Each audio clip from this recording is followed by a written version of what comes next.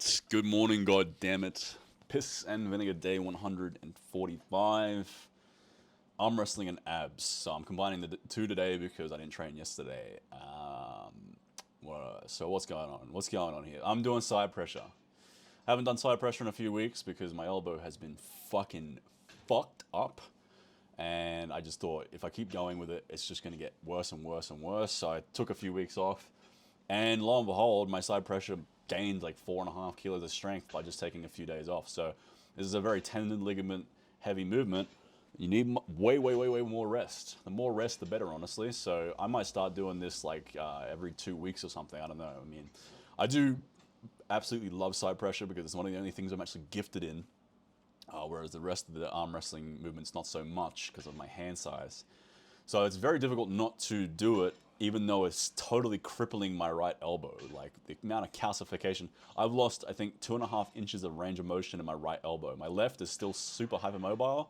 My right is like a normal human's elbow now. So it's definitely calcifying and fucking my elbow up. And, I'm getting a bunch of tendonitis everywhere, every which way you go about it. But because because I'm actually good at it and it's very fun and it's something, a huge Todd Hutchings fan and all that shit.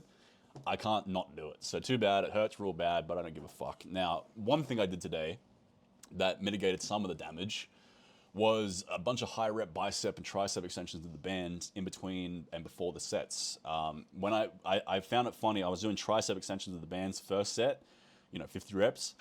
And my elbow was crunchy as fuck. Like my elbow has always been very crunchy. It makes a lot of crunching noises from calcification or whatever. But for the longest time, even before side pressure, it would crunch. And then after 30, 40 reps in, the synovial fluid starts to really take over and my elbow wasn't crunching as much. So I experimented with it by doing a set without any warm up with the bands.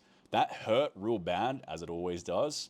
Then I did that, in between the set, high rep, getting blood and synovial fluid into that elbow, and it felt a lot better after that. It still fucking hurt. Side pressure is brutal, but it definitely felt a little bit better. So that's a tip. If you do side pressure, try doing high rep tricep extensions and bicep extensions or bicep curls to get fluids in the elbow in order to just mitigate some of the damage and release pain that you get. The release pain is always going to be there. Like as those ligaments and tendons release, it's just going to be carnage and pain. But anywho, then I went on to the wrist curls. Now, these are just getting worse and worse. It's getting more and more painful as I do side pressure, but I don't really care too much.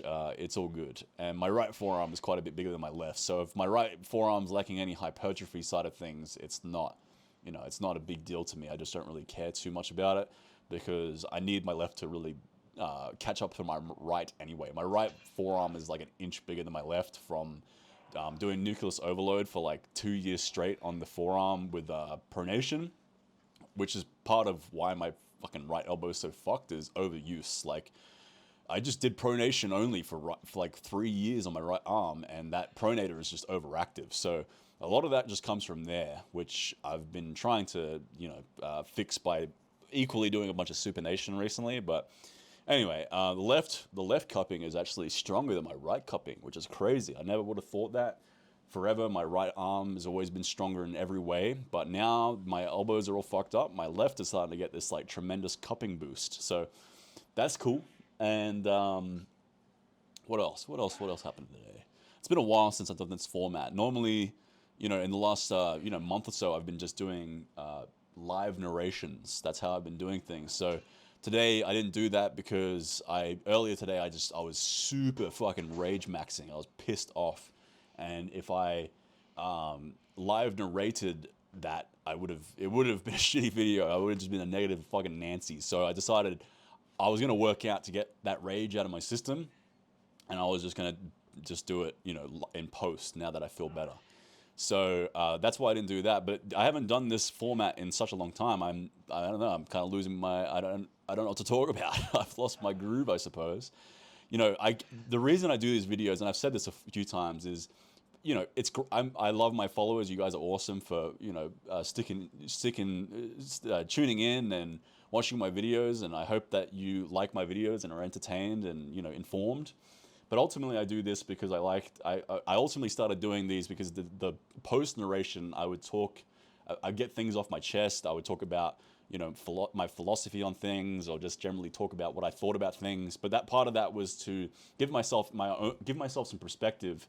Like a lot of times when you just think about things, you don't really resolve them or give yourself, you don't really get like a light bulb movement, or moment rather, and thus the things I'm thinking about, they don't really click until I say them, until I kind of talk about them in like a context where I'm talking to you guys. I don't know how to explain it, but basically a lot of times you can be your best teacher if you allow yourself to be. So part of these videos is to, was to get to do that, essentially teach myself, essentially. And then if you guys got some pieces of wisdom or whatever, then great.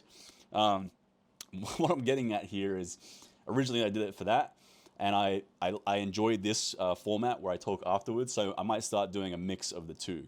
I've been doing a lot of live narrating, but I think I'm also going to start doing that. Man, my neck is looking hell thick. My neck has fucking gotten way wider. You know, for the longest time, because I have such a big fucking head, I have a really wide set jaw, my neck looked really skinny. And my neck wasn't necessarily skinny, it was just I have such a big fucking head. But now, oh fuck. But now, now my neck has gotten in line with my head, which, fuck, took me the longest fucking time to do. It wasn't until I switched to high intensity training did that happen.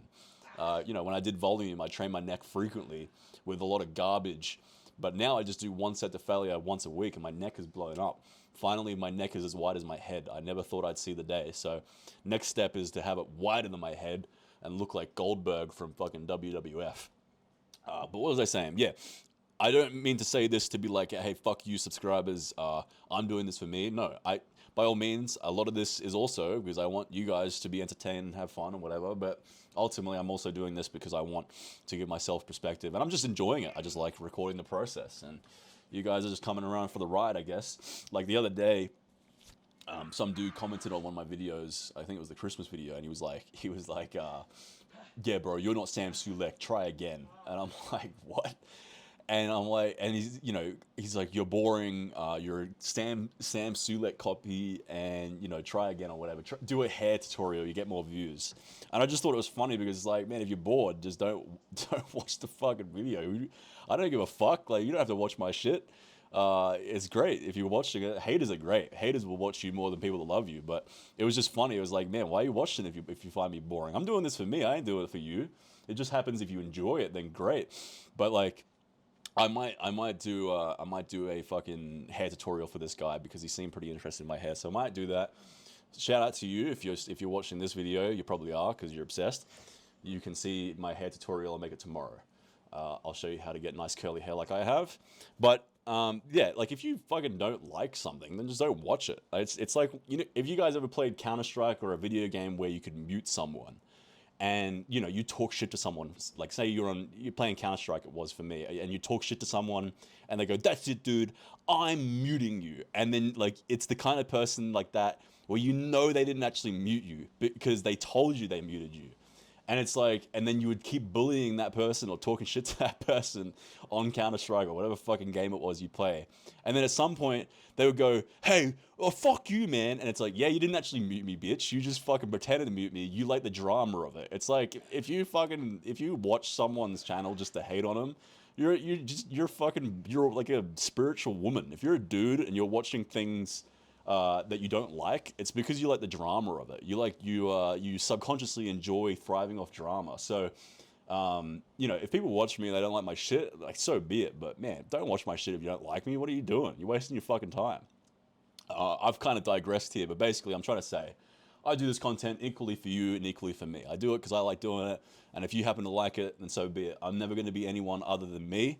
I'm not going to be a Sam Sulek. I'm not going to be a Trend Twins. I'm not going to be anyone. I'm going to be me. And a lot of people don't do that nowadays because they fucking hate themselves. I don't particularly necessarily find myself impressive, but I can only be me. I never understood the idea of being someone else to impress. So shout out to that guy. That gave me something to think about and talk about. I mean, I like this format of video. I enjoy just kind of like just shooting the shit and thinking about random things. What am I doing with my training? Pronation. My right arm pronation is still stronger than my left. So that's all that really matters to me is my right pronation and my right side pressure is monstrous. And then yeah, if my left cupping gets really strong, then so be it. I don't think I have much to talk about now. Be yourself. Don't be someone else. Even like I mean, this is the thing. This is what I think about the whole be yourself thing, bro. By all means, if who you are as a person fucking sucks and no one likes you and you're not entertaining, you're not charismatic, and you're not funny or nothing, then by all means don't be yourself. Be you, but be better. Just become a better version of yourself. But you can't be someone else. You can't watch, someone and go, I want to emulate that. You can emulate some of their personality traits and go, you can see someone's altruism or loyalty or great traits and go, I want to emulate some of those, but you can't then like be that person, so you'll never be them. One of my great, I don't like to say idols because I don't idol worship, but one of my inspirations is Devin Larratt. This is arm wrestling context. Devin Larratt, such a fucking viciously charismatic human being he is, but I'll never, and no one ever will be Devin Larratt because he has developed his character by becoming the best version of himself, by being an incredible arm wrestler, by being a great father, numero uno. He's a very good father.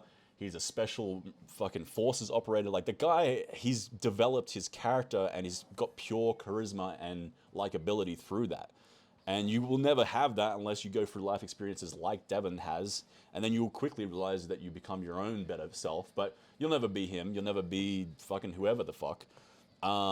And if someone doesn't like you, then too bad. They just don't like you. You can't like change. Like I can't be a different person to whoever the guy was that was not happy with my content because I'm boring or whatever. Like that's a him problem. You know what I mean? You can't worry about other people not liking you because it's a them problem unless of course you're just being a real shitbag and like you're being fucking like if you got to have some self-awareness and introspectiveness. But if you're not doing anything wrong and not hurting anyone, then so be it. If they still don't like you, too bad. That's what I'm going to say today. I'm going to keep ranting on the same fucking, I'm going to go around in circles if I keep going. So enjoy the rest of the video. I might come back to this sort of content for a little bit or just go half and half. See you guys tomorrow for more